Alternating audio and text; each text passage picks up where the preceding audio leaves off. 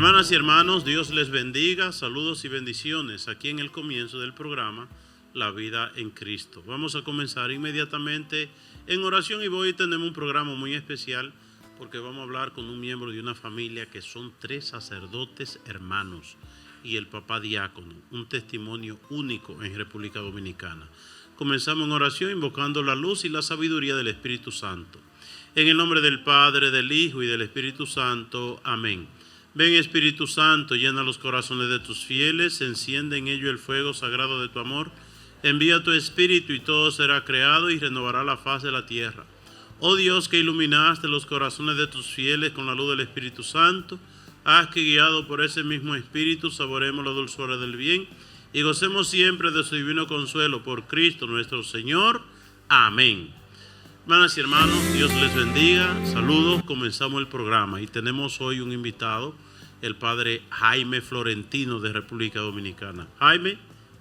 Bien, padre, pues saludos, bendiciones para todos aquellos que nos siguen a través de estos medios digitales. La Voz de María, la televisión, La Voz de María, Televida, el canal que conduce a Cristo, sí. Televida, ¿y qué otro más? MRC Promesa, aquí en los Estados Unidos. Pues qué bueno, un saludo para todos ustedes, bendiciones, decía.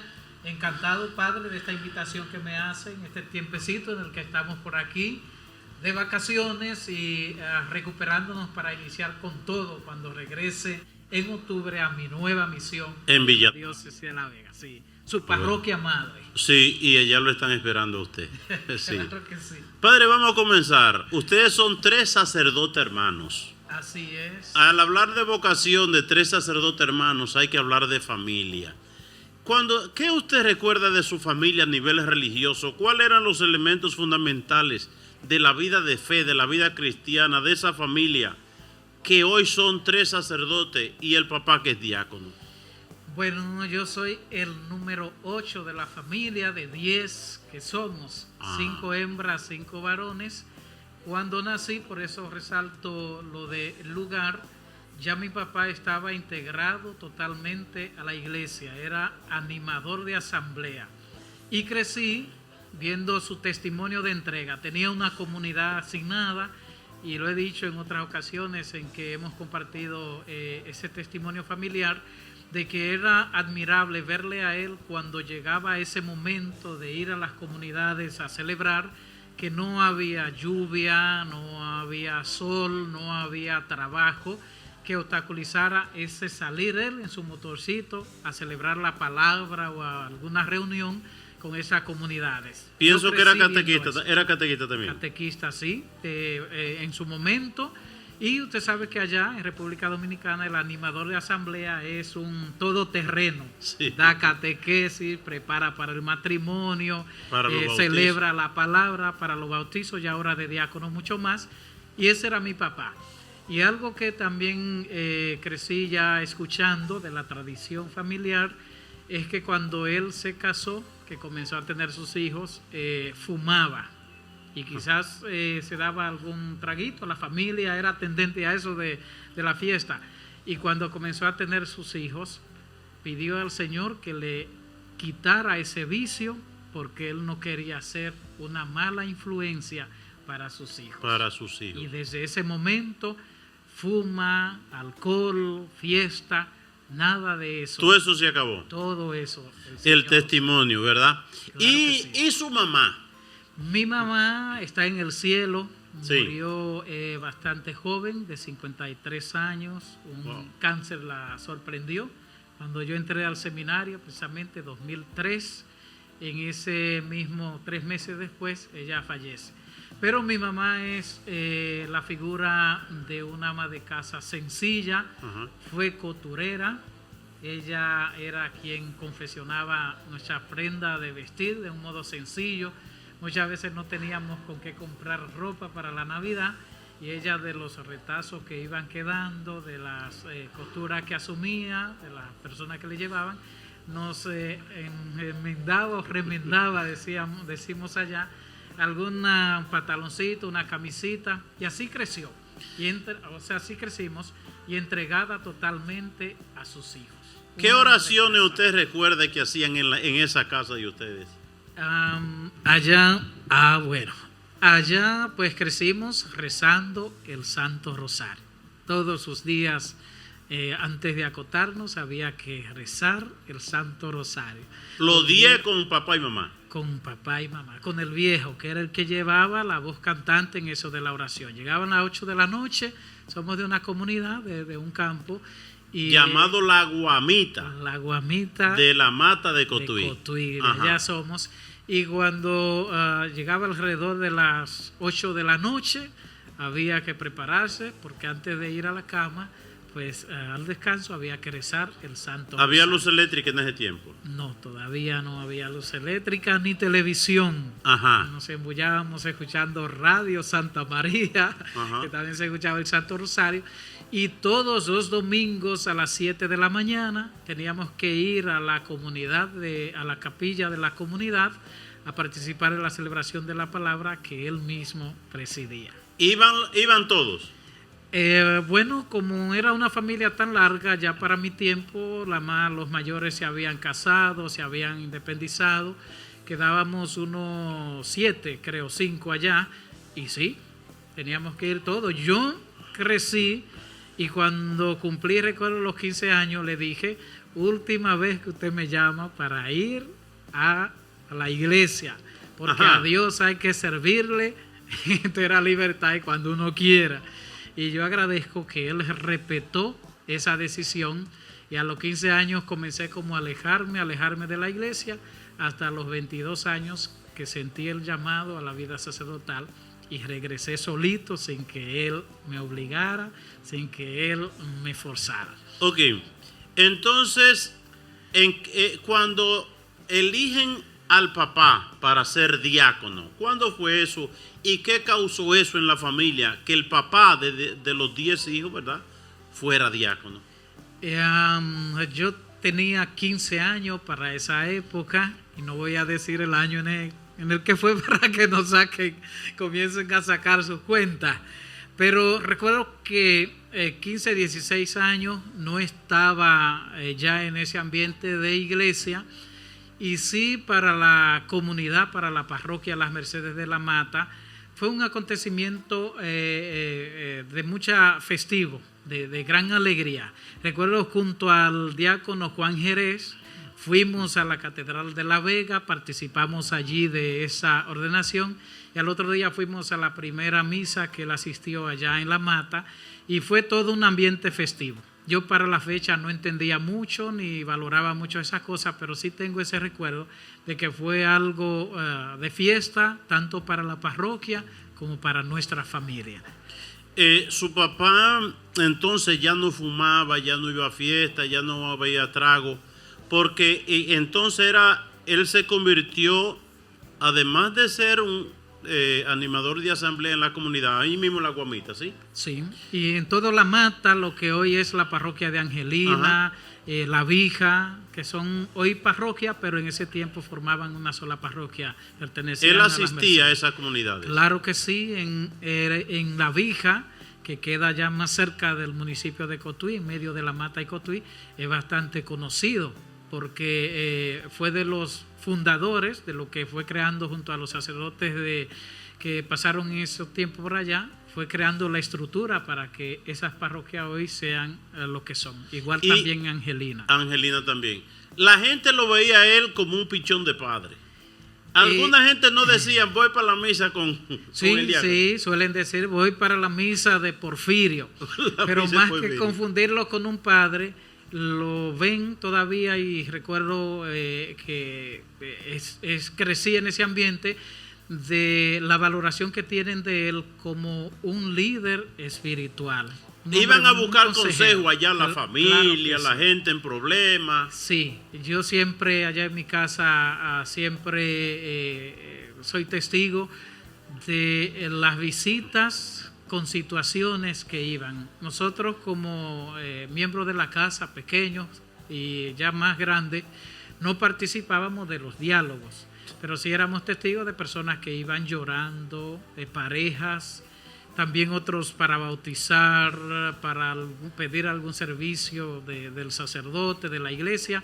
siempre iban donde él, y todavía creo que se mantiene eso. Hay muchas personas que van donde él buscando resolver alguna situación. Entonces, Martín Florentino, que fue mi compañero, duramos 9 años en el seminario y nos ordenamos el mismo día, 28 de junio de 1997. ¿Cómo comienza lo que tú sabes de cómo comienza el proceso vocacional? ¿Cómo dice Martín, yo quiero ir al seminario, yo quiero ser sacerdote? Bien, Martín no se crió allá en la casa, sino con una que abuela. se crió una tía, una hermana okay. de mi papá, pero vecino. O sea que Martín vivía con su tía Eduvige, que es como su madre, y a Simeón Gómez, pero siempre se mantuvo yendo allá a la casa. Yo pequeñito tengo ya recuerdo de él estando en el seminario, porque cuando él ingresó al seminario, 87 creo, por ahí, yo estaba muy, muy pequeñito. Mi hermano Tomás, que es el menor, que es sacerdote también, apenas nacía para esa fecha cuando él entró al seminario, estaba pequeñito. De Martín sí que yo he escuchado que desde pequeñito, esa tía con la que se crió, su mamá de crianza, era a lo que hoy llamamos como rezadora. Era catequista de niños, pero también oraba por los enfermos, por los moribundos, y era una líder también espiritual. Cuando moría una gente, ya le hacía los novenarios. Los novenarios, y cuando estaban para morir, también lo preparaba la gente a morir. Morían era en paz. catequista comunitaria también. Era catequista, fue mi ¿Y la catequista. acompañaba Martín en ese proceso? Martín la acompañaba en ese proceso, era el que le llevaba los libros, era el que le llevaba su cachimbo, que fumaba su cachimbo en ese tiempo. Y tengo entendido que Martín creció en ese ambiente. Y desde muy niño ya él celebraba con los compañeritos de modo simulado la Santa Misa. Y se ponía los vestidos blancos de esa su tía y con galletitas pequeñas de esas que le echamos allá a las habichuelas con dulce. Celebraba la Eucaristía. O sea que desde pequeño sintió tuvo esa inclinación. Sintió su vocación. Tú a los 15 años te alejas de la iglesia, a los 22 vuelves con la intención vocacional. Explícame eso. ¿Cómo comienza en ti el deseo de tú entrar al seminario? Mi papá desde pequeño, en esa edad, siempre me decía que si no me interesaba conocer el seminario, que si no me gustaría ser sacerdote, decía él. Y mi respuesta era que ya estaba bueno, con uno que iba a ser sacerdote, ya estaba bien. Y ¿Tu papá te hablaba de eso? Sí, porque es un promotor vocacional y amante de la vida sacerdotal. Tú le dije, pero ya está bueno. Yo le decía, ya está bueno con usted que está integrado como diácono y Martín que va de camino. A Dios se le puede servir de otra manera. Ajá. Me alejo de la iglesia y para ese tiempo ya Martín es ordenado sacerdote. Y nosotros, Tomás pequeño, yo también joven, íbamos una semana a visitar a Martín de vacaciones en el lugar donde estaba. Recuerdo que fuimos una semana a Villa Tapia, el seminario, ahora el seminario Santo Cerro. ¿Y Jarabacoa? No, ya Jarabacoa no me tocó. Solo esos 3 lugares porque ahí se lo llevaron, salió a España a estudiar. Estando en el seminario, yo participé en una misa vocacional con Martín. Luego, termino de una experiencia de 5 años ahora en el seminario, entendí lo que era la dinámica que Martín seguía en ese tiempo. Fuimos a esa misa vocacional a una comunidad llamada El Caimito, dividiendo por ahí donde la diócesis hace frontera con Santiago. Okay. Que tengo que ir a esa comunidad a ofrecer una misa allá. Pues en esa comunidad Martín oficia esa misa desde el seminario con sentido vocacional. Y el Evangelio de Lucas, que dice, la mies es abundante y los obreros pocos, pidan al dueño de la mies que envíe muchos y santos operarios a su mies. ¿Tú estabas en esa misa? Yo estaba en esa misa, pero estaba y no estaba, fui porque me tocaba. Estaba en esa semana de vacaciones con Martín, Tomás que ya era aspirante, y bueno, me tocó ir, pero el Señor a través de ese Evangelio y de unos datos que daba Martín de cuántos millones de creyentes católicos éramos en ese tiempo y cuán poquito eran los sacerdotes para atenderlo, eso tocó mi corazón. Y en ese momento pues me llegó la pregunta, Jaime, ¿y tú qué estás haciendo? Porque ni me estaba dejando cultivar, ni a la iglesia iba, ni estaba haciendo nada por el Señor. Y eso pues traspasó mi corazón, traspasó mi mente. Y cuando regresé al seminario, después de la misa, de visita idea, en el seminario, sí, de visita, sí, de vacaciones, loco por que pasara esa semana, porque ya ese ambiente me estaba haciendo daño. Ya yo quería regresar a mi ambiente, de mis amigos, a disfrutar la vida. No era a vagabundear ni nada de eso, pero a vivir como un joven. Eso no se usaba en ese tiempo. Bueno, salí así a compartir, a visitar, enamorado, porque tenía también mi enamorada en ese tiempo, ¿verdad? Pero esa pregunta estuvo ahí en mi corazón y sentí ya, creo que al otro día, 2 días después de eso, deseoso de que se terminara la experiencia porque ya quería regresar a mi casa, del Señor como que me decía: ¿y por qué tú no te haces sacerdote? ¿Por qué no conocer la vida sacerdotal? Y pensé, ya me está haciendo daño este ambiente. Regreso a mi casa y esa inquietud permanece en mi corazón por unos 4 o 5 meses, sin decirle a nadie. Pero ¿no le dijiste a nadie, ni a Martín, ni a tu hermano? A nadie le comentaba, pero comencé a estar, pero no estar en la vida del mundo. Mis amigos comenzaron a darse cuenta. Ya no disfrutaba de los ambientes festivos, de ir a escuchar música los sábados, domingos, que lo hacía en la noche. Comencé a cambiar mi estilo de vida, a estar ya más en mi casa de noche, era peluquero, y aprovechaba sábado, domingo en la noche para distraer un poco, para botar el cansancio. Y comencé a alejarme de eso.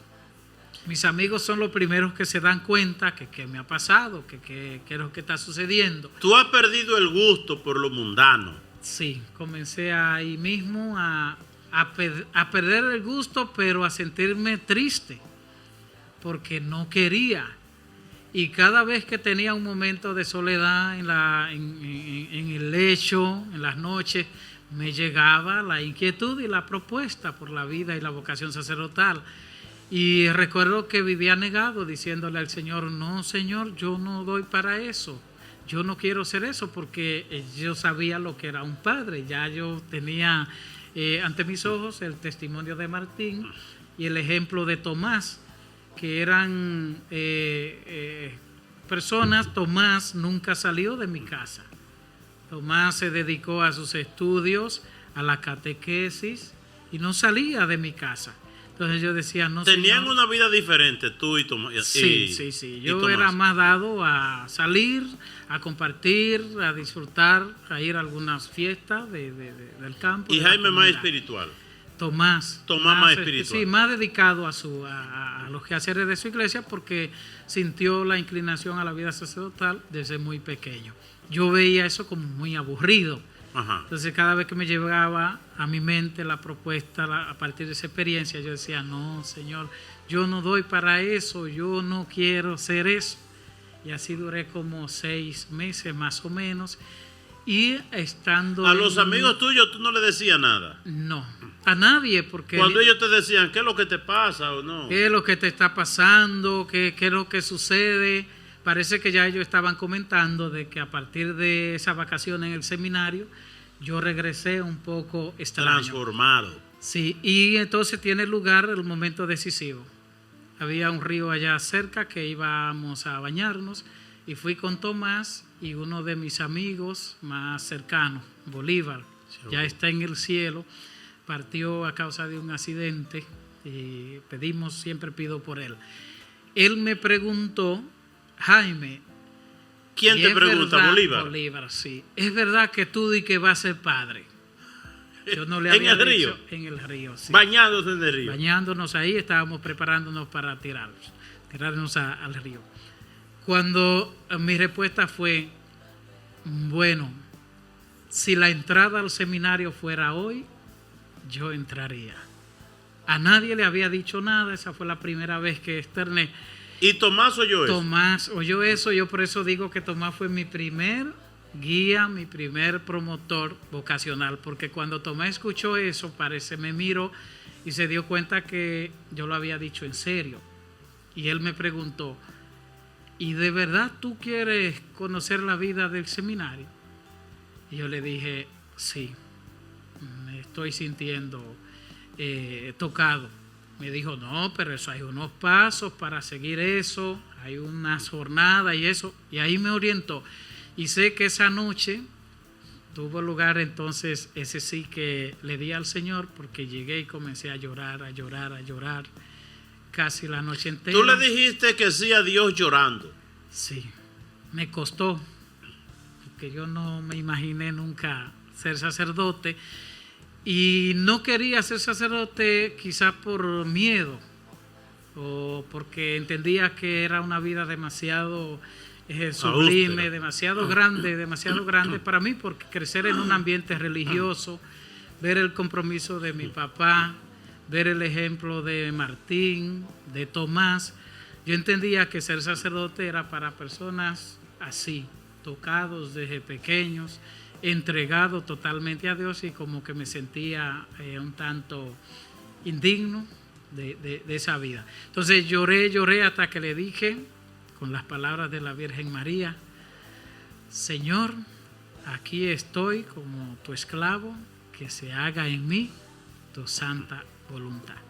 Y ya el otro día, cuando amanecí, fui y le dije a mi papá, me voy para el seminario. ¿Se alegró tu papá? No, él no lo creyó. ¿Cómo? ¿No lo creyó? No, parece que yo no entendí en el momento, pero él parece que pensó que yo estaba teniendo problemas de juicio. De juicio, que cuidado si me estaba poniendo medio loco. Es lo que yo intuyo. Es decir, lo que yo entiendo es que él haber visto que tú tenías una vida diferente a Tomás, que Tomás quiere entrar al seminario y vive una vida, ¿verdad?, más espiritual, y al verte a ti como un poquito más mundano, podemos decir, él no pensaba que tú tenías esa inclinación. Sí, que siempre dije que no. Toda vez que él me decía, ya más pequeño, que si quería conocer el seminario, siempre decía que no, hasta el momento que le dije que a Dios se le podía servir de otra manera, que no me llamara ya para participar de la celebración de la palabra los domingos, que yo iba cuando me naciera del corazón. Tengo entendido que él pues comprendió que ese no era mi camino, que esa no era mi vocación. Y a lo mejor pues le sorprendió tanto ese cambio de mentalidad que pudo haber pensado eso. Lo que hay es que yo sentí como ese abandono de ven acá, pero un papá que siempre quiso que yo entrara al seminario, ¿qué pasa ahora? Que yo no veo una respuesta, una alegría, un entusiasmo, ¿verdad? Una correspondencia. Tú esperabas que él brincara para arriba de la alegría. Sí, o quizás que me apoyara y que manifestara esa cercanía y ese acompañamiento, y yo no lo sentí. Aunque lo hizo desde la oración, me dice él, desde el secreto, o como para dejarme más libre, pero no sentí esa cercanía. No así con Tomás, que sí fue conmigo, fuimos a esa jornada, siempre estuvo conmigo en ese proceso un tanto difícil, en ese proceso de discernimiento. Llega el momento de entrar al seminario, voy, hago las jornadas, estando en la universidad allá, y ya era... ¿Tú estabas en la universidad? Sí. ¿Qué tú estudiabas? Contabilidad. Me había inscrito, ya tenía para 3 años. ¿En la Universidad de Cotuí? En la universidad en San Francisco de Macorís, en ese tiempo viajaba. Sí. Y ya ese año pues lo pasé, que estaba pero no estaba. Loco para que llegaran los días a ver si me elegían para entrar al seminario. Hice mi proceso, Martín siendo el rector del seminario menor, y me recibió como otro más.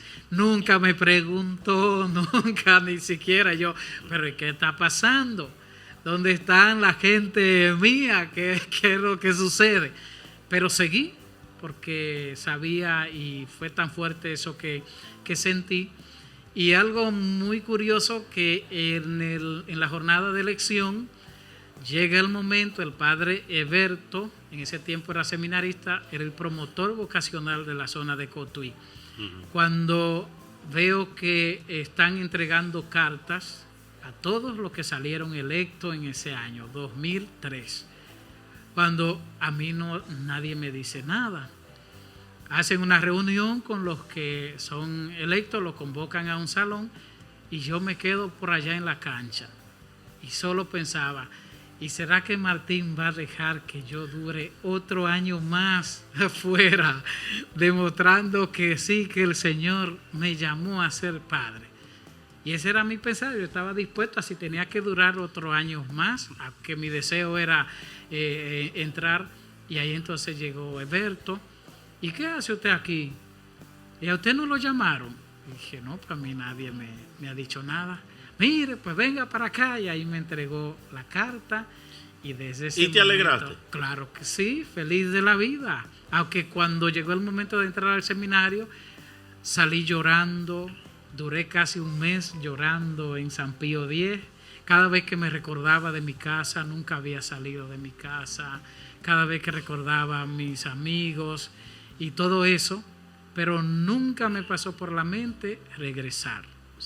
Iba, me entraba debajo de la ducha y así pues sentí el agua que iba cayendo junto con las lágrimas. Y yo, Señor, tú me traíste hasta aquí. Ayúdame, por favor, ayúdame. Estaba triste, lloraba, pero sabía que estaba en el lugar en donde Dios quería que estuviera. La actitud de tus amigos cuando ellos se enteran que tú vas a entrar al seminario. Bueno, respeto y admiración.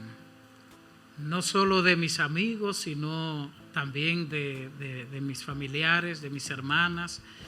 Recuerdo que me hicieron una despedida y allí dijeron tantas cosas bonitas de mí.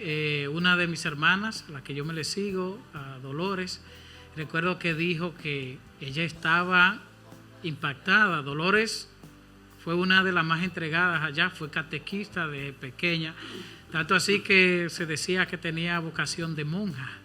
Pero nunca entró, nunca, no era real, parece, esa vocación. Siempre quiso tener su familia. Recuerdo que en esa despedida ella dijo que ella estaba admirada en la forma como tan radical y tan decidida que yo le había dicho que sí al Señor.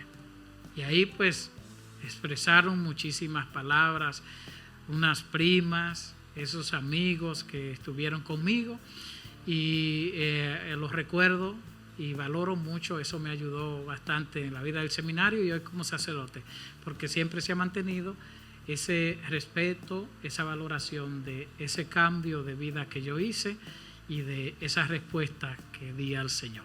Detrás de ti viene Tomás también, corriendo a la ordenación sacerdotal. Sí. Hablemos un poquito de Tomás. Bueno, no sé si detrás de mí o yo detrás de él, porque el año previo a eso, yo entré en 2003, iniciamos el proceso en el 2002.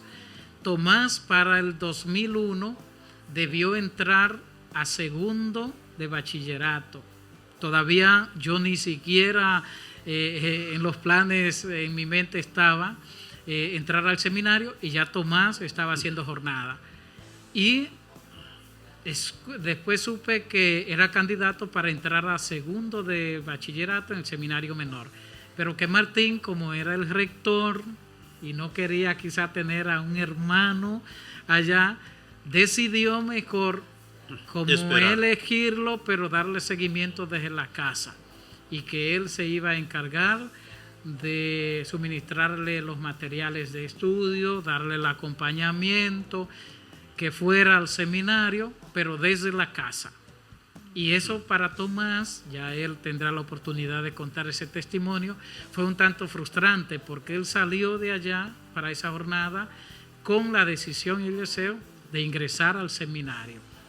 Ya él entra, okay. Sí, cuando regresa no lo eligieron, entonces ahí pasa ese año, y un año después es que tiene lugar mi encuentro, mi experiencia.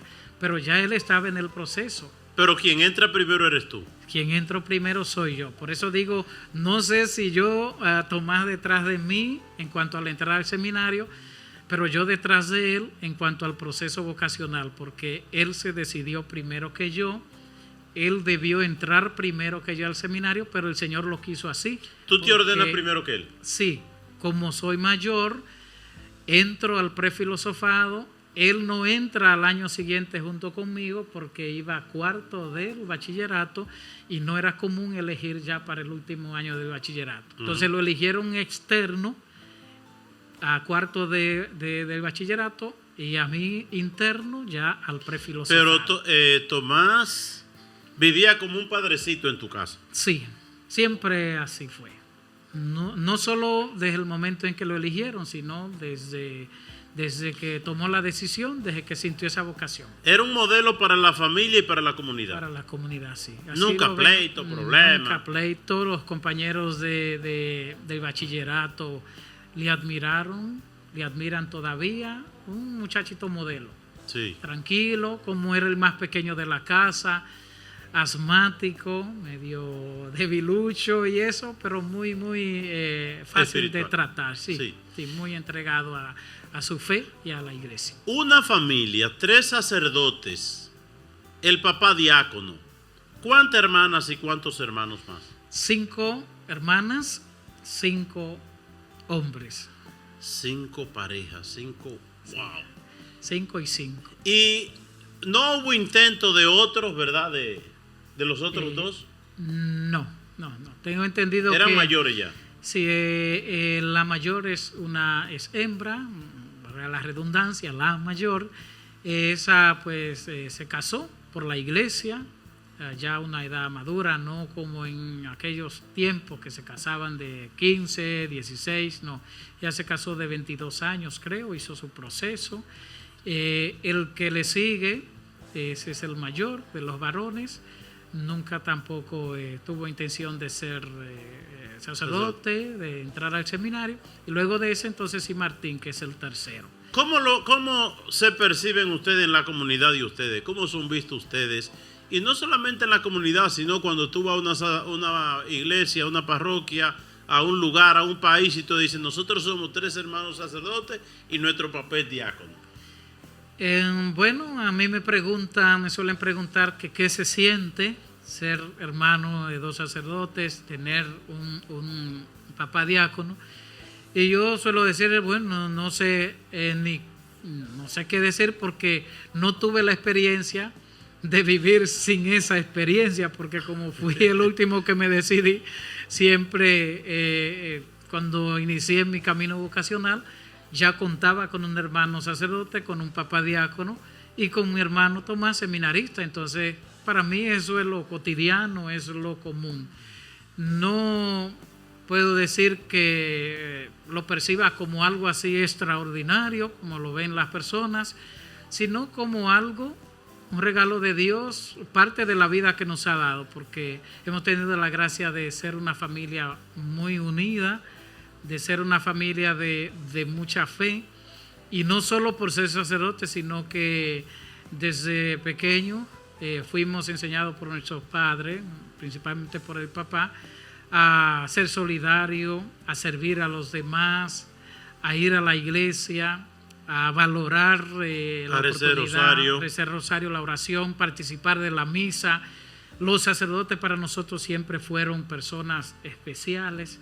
Entonces, esa es mi vida, pertenecer a una familia de 3 hermanos sacerdotes, 2 hermanos, ¿verdad? En mi caso, mi papá diácono, para mí es algo como cotidiano, vamos a decir algo normal. ¿13 años de sacerdote?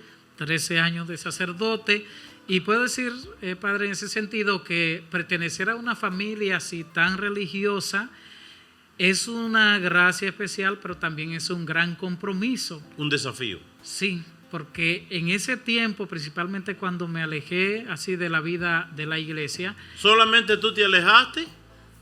No me alejé porque no fui una persona vagabunda, no tuve problemas. Pero solamente tú tomaste esa decisión de decirle al papá, mira, yo voy cuando yo quiera. No, también mis hermanos, el mayor también tuvo su vida de mucho más bacanería que yo, de mucho más problemas. El hermano que se le sigue, Sandy, también fue mucho más mundano que yo. Incluso ese se casó muy joven, sin ser por la iglesia, tuvo sus hijos y ahora ya se está integrando de un modo más responsable a la iglesia. Yo fui quizás el más osado de expresarlo, pero porque entendía que yo no era un vagabundo. Y el miedo de él era de que uno salía al mundo y que se iba a pervertir, que iba a hacer esto, y yo entendía que no, que uno podía estar en el mundo siendo persona también seria, persona buena.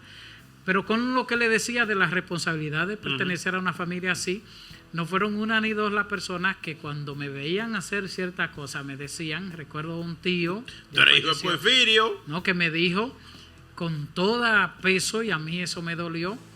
Él tenía un negocio, un colmado, y yo fui a comprar unos víveres, una batata. Y él comenzó a poner batata en el peso, y yo con la mano debajo. Y él comenzó a poner, y yo con la mano debajo.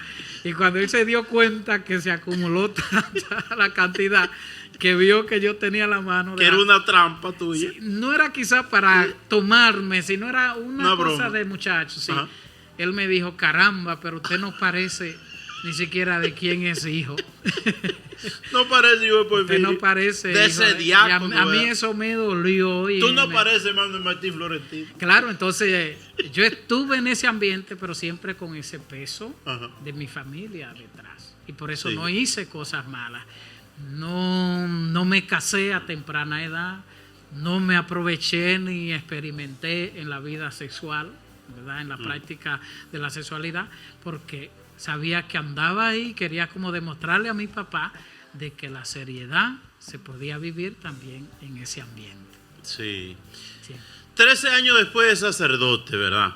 13 y 9, 22 años que saliste, ¿verdad? De tu casa al seminario. ¿Sientes que elegiste el camino correcto? ¿Te sientes realizado? Claro que sí, con toda seguridad, porque terminé mi bachillerato o hice el bachillerato sin ninguna ilusión, porque mi sueño, mi deseo desde pequeño siempre fue ser pelotero. Yo crecí. ¿Tú jugabas pelota? Claro que sí, crecí practicando. ¿Qué base tú jugabas tú? Pitcher, pero bateaba muchísimo también. Ahora mi contextura física no me ayudaba porque era muy pequeñito y aunque era de mucho contacto, y también yo soy izquierdo, sí. Pichaba con mucha rotación, con mucha curva, pero siempre estuve fuera de liga porque me ponían a jugar con los jóvenes, compañeros más de un nivel más alto que yo, y iba bastante forzado. Eso no me ayudó para escalar quizás a un nivel profesional, a que sí siempre fue mi sueño. Recorrí esos años del bachillerato con esa ilusión, con ese sueño.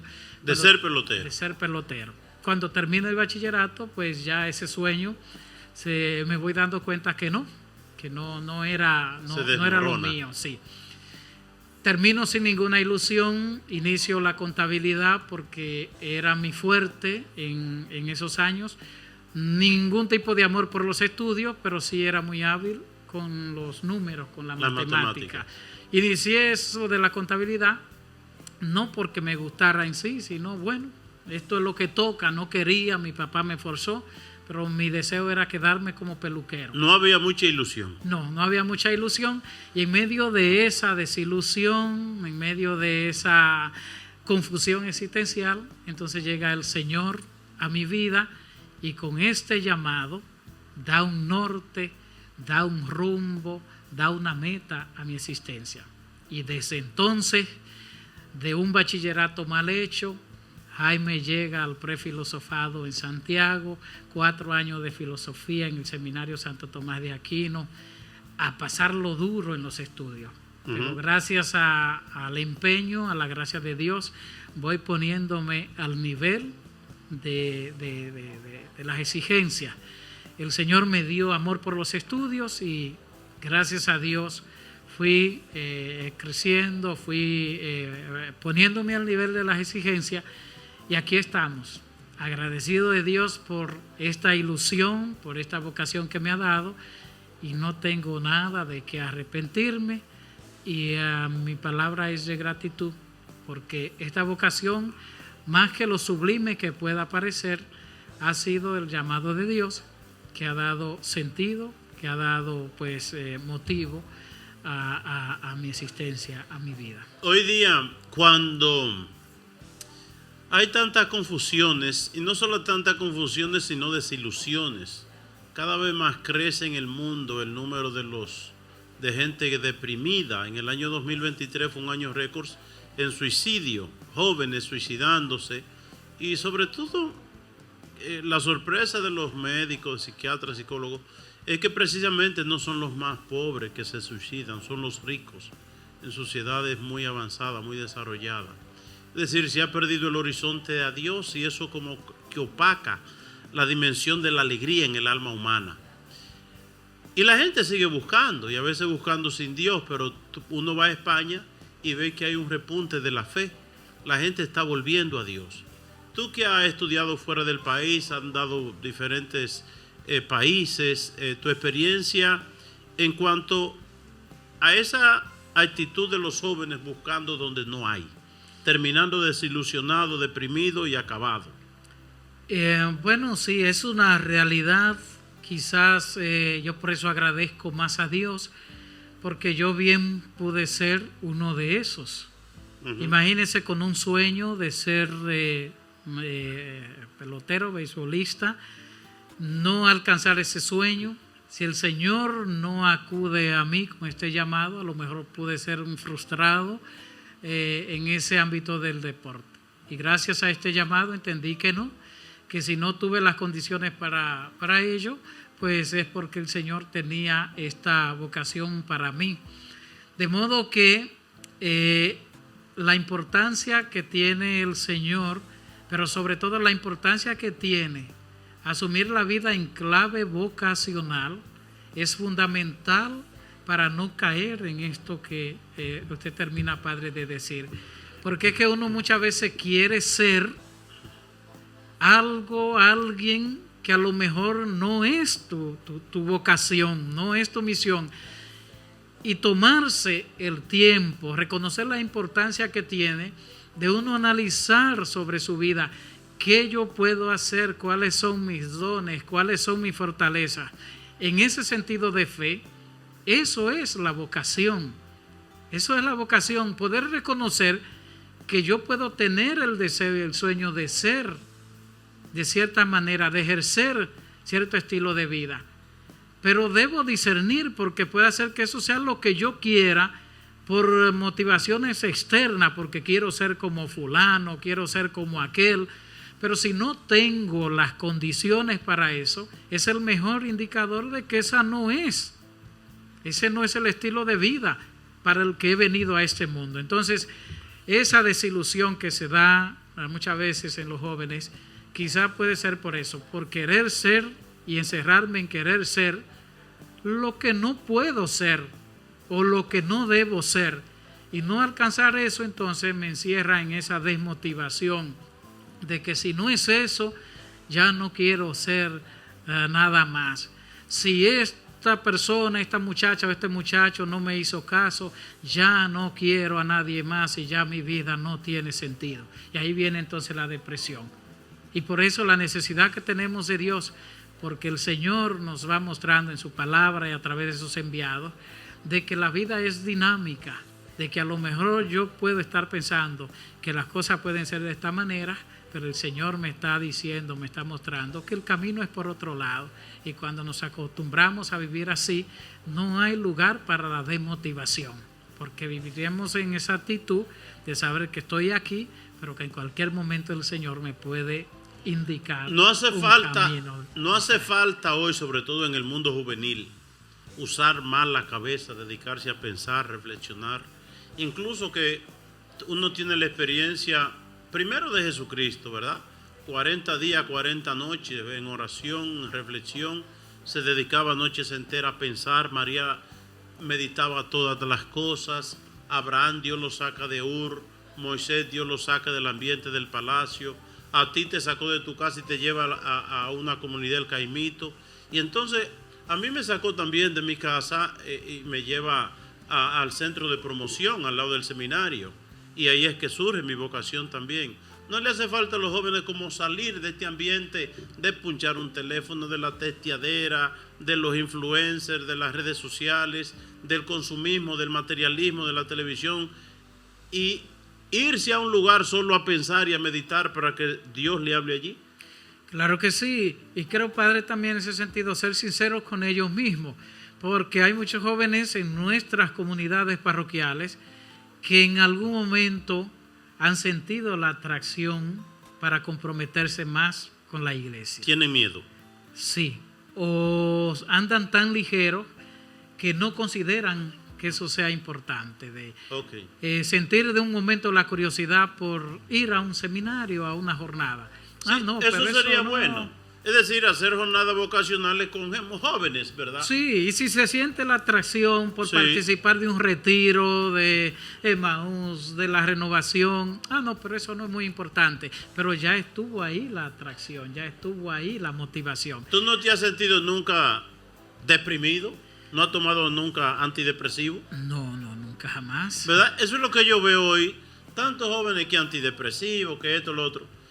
El que escoge el camino de Dios difícilmente. Padre, se nos está terminando el tiempo ya. No. Incluso, padre, ¿a quién usted agradece? Incluso, padre, yo amo mis momentos de soledad. Usted sabe que vengo de una experiencia 5 años en el seminario menor en medio de la pandemia, en donde muchos dijeron, pero ¿y el padre ahí solo?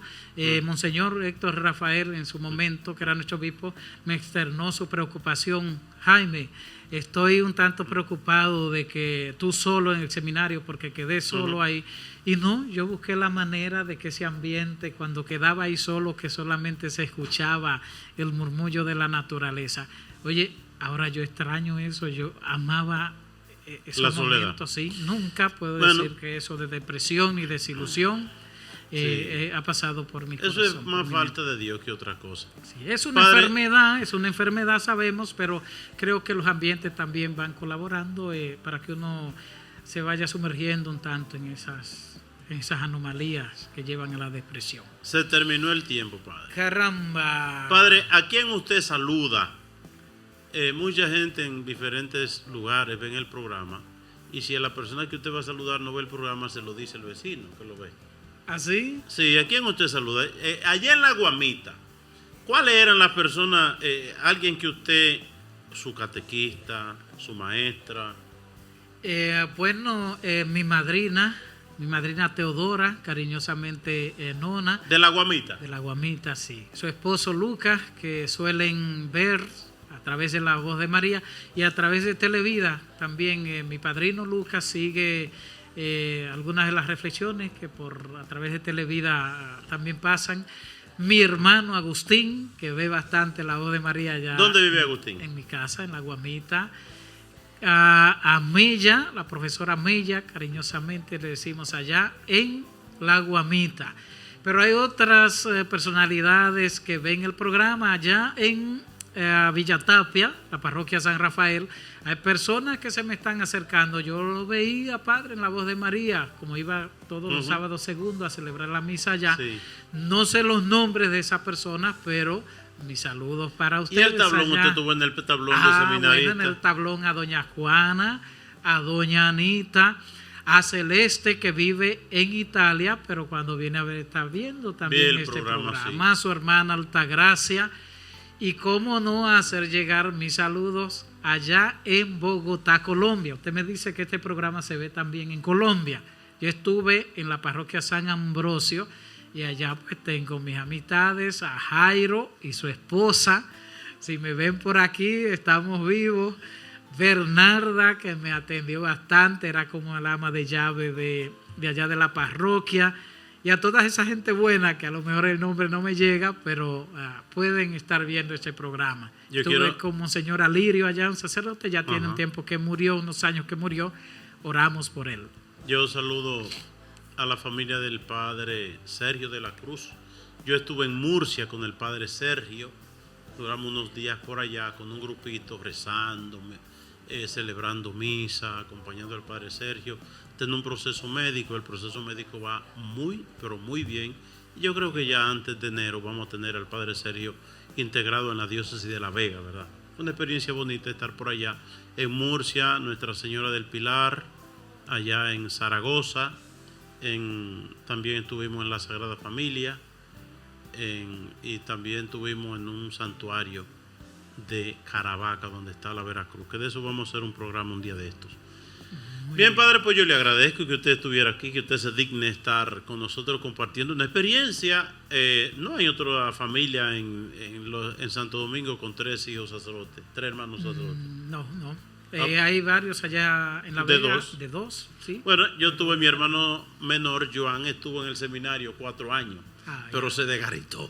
No, es así. La vida, Dios es así. La vida es así, no la he inventado yo. Claro que sí. Tenemos gemelos allá, o bueno, mellizos. Sí. Los hermanos mellizos Portalatín, Domingo y Danilo. Los hermanos Carlos y Emiliano. Ajá. Chelo, el padre Chelo y Jesús. Ajá. Y demás, pero así de 3 hasta ahora solo nosotros. Bueno, vamos a ver. Sí. Hay una familia que de 4. De 4, sí. Bueno, señores, pues agradecemos a ustedes su sintonía y agradecemos al padre Jaime su estadía por aquí en los Estados Unidos, que ha pasado por aquí por los estudios para grabar con nosotros. Que por intercesión de la Santísima Virgen María y todos los santos, el Señor les colme de sus bendiciones. En el nombre del Padre, del Hijo y del Espíritu Santo. Amén. Siga con estos sus canales, La Voz de María, Televida, MRC Promesa. Dios les bendiga. Amén.